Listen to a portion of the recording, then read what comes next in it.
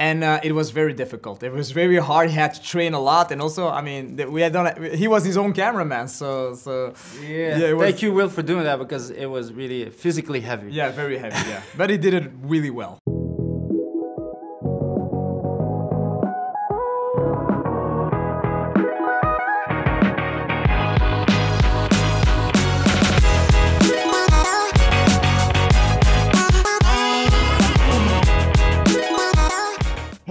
Hello, Bilall. Hey. Adil. Hi. Thank you so much for your time. Muito Yeah, obrigada, from Brazil. Bilall. Brazil. Yeah. Tudo bem? Tudo bem. Thank you so much for your time. A pleasure to talk to you both. Oh my God, what a amazing movie. We loved it. I watched with my son and he was impressed with all these camera movements that you guys had. Thank you. So for the fans, de nada. For the fans that are waiting for this fourth movie, what they can expect this time around? We can start with you, Bilall.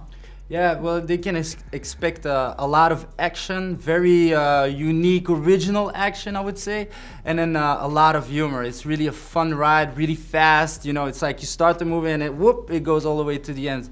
And I think also that we did something special by, you know, having Marcus having this spiritual journey, like a surreal aspect that we never saw in the previous Bad Boys movie, or you never see in like other action movies. And a lot of comedy. Yeah, it's just like laughing your ass off. It's amazing because this is something that I think a lot of people, when they go through something health issues, they go through this journey and then they become, I don't know, a better person or a different person after that.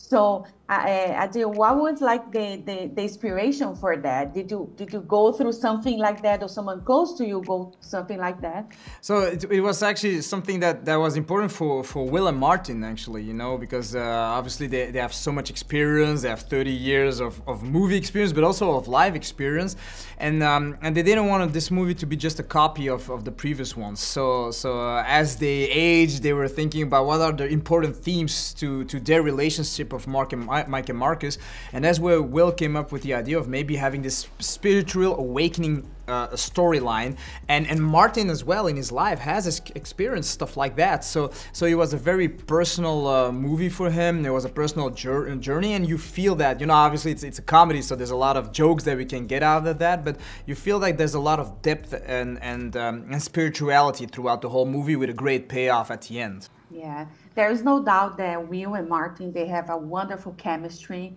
and you guys have been working together and you guys have a wonderful chemistry. And then you can see throughout the movies, not just this one, but the other one too, and Mrs. Marvel as well. You see that you guys have your touch there. How was like you guys make that decision? Because I see that Will and Martin on set, they might have said, no, this is my turn. No, that's the timing of joking, everything's so perfect, and you guys have the timing of action, I think. And how did you guys balance that on set, Bilall? Yeah, well, it's really like we call ourselves the bad boys of cinema because we see ourselves in Mike and Marcus, and what Mike and Marcus have, you know, that chemistry is just magical. And I think that Adil and me, when we make our movies, it's organic. We don't think about how we work together. It just happens. And that's something that's, you know, so I think Adil is my soulmate, you know what I'm saying? Yeah, that's amazing. Also, we have like female characters, Rita, and I love her. I think she's Paola Nuñez. She played really well on the last movie. And now she's back again. You have the U.S. Marshal. I forgot her name, her character name. Oh my God. Judy Howard is a Ray Seahorn. Exactly. Yeah. Yes. So we have Christine, all these amazing women there. What was important for you, like to bring those type of characters to the story, Adil? Yeah, I think it's very important to make a movie that is also, you know, modern, you know, has a modern vibe, and we like to have strong characters regardless of their gender, and when we work with these great actresses, whether it's Paola, Ray, Melanie, and also Vanessa Hudgens, I think that we want to embrace their characters, give them like cool moments, cool dialogues, hero moments, so that it's inspiring for for all the audiences, not just the male audience, which is more of the target audience for an action movie like that, but also to the female audience that you know love seeing women portrayed like that in a cool way. Yeah, it's amazing. So I'm gonna come back to the camera movement that my son told me. Ask them. There is this. Oh, I don't want to spoil, but there is a scene that the gun is right here on the camera, and there is a camera on the screen, and then there is a camera movement that goes straight to the actor. Yes. So he told me, how do they do that? I was like, I don't know. We can ask them. Challenge.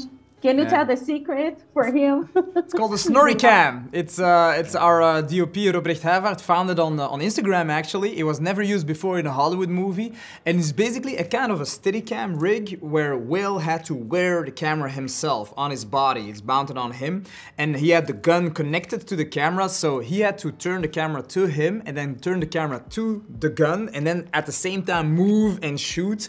And it was very difficult. It was very hard. He had to train a lot, and also, I mean, he was his own cameraman, so yeah. Thank you, Will, for doing that, because it was really physically heavy. Yeah, very heavy. Yeah, but he did it really well. You see, someone paid attention to that. Yes, like it's impressive. He was like, oh my God, that's so cool, because he's very into this After Effects, editing, all this kind of stuff, and then that got his attention. That's and cool. I thought that it was amazing. And aside from this challenge, what other challenges you guys had to bring this movie together?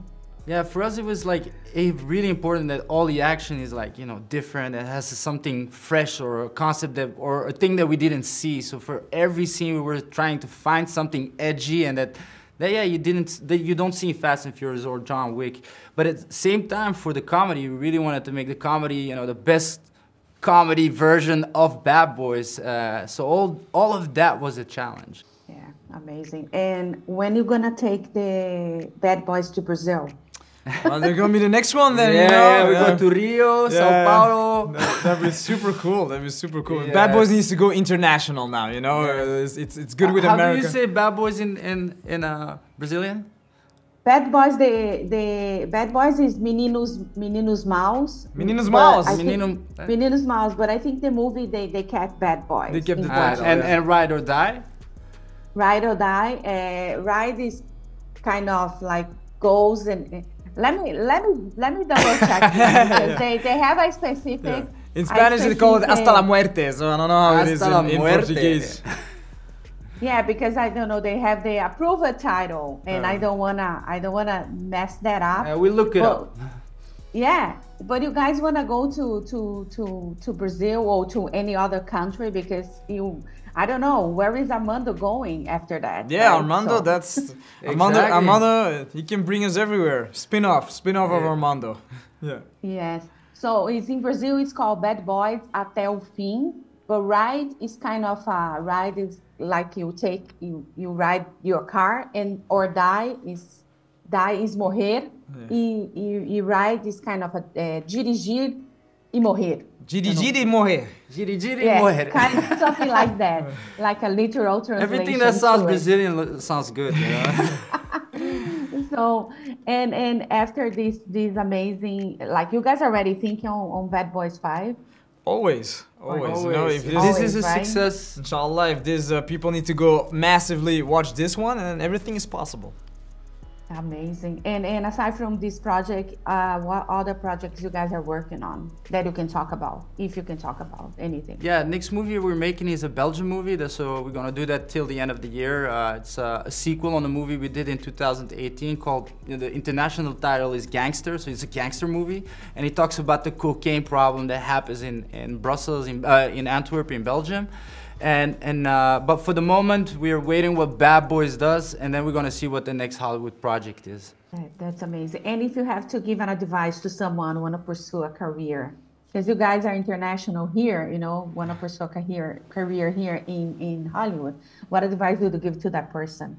Well, you just gotta go for it. You gotta try stuff and make mistakes like what we did, and you know, now with phones you can make your own movies. You can really like, you know, have experience, and I think that's what you gotta do. You gotta try and also believe. And we, you know, our main inspiration to go to Hollywood, it was actually Cidade de Deus. That movie, when we saw that, it was like, oh, that's so cool. That's the kind of movies we want to make. And our Belgian movie was like a Cidade de Deus kind of movie, and that brought us eventually to Bad Boys. So it started in Brazil, basically.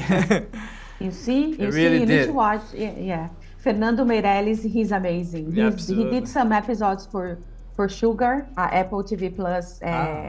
You should check it out. Oh yeah. All right, with Colin Farrell, right? Yeah, we heard. Yeah. Definitely gonna check it. Los Angeles. It's the main. He's amazing. So I just want to thank you so much for your time. Muito obrigada. Muito amor. And oh my God, I cannot wait to see the next one. Thank you so much. Thank you very much. Gracias. Appreciate it. Muito obrigada. Obrigado. Beijo. Ciao. Ciao. Bye. If you like to support or continue to support Jana on Camera, don't forget to subscribe, like, comment, and share the videos.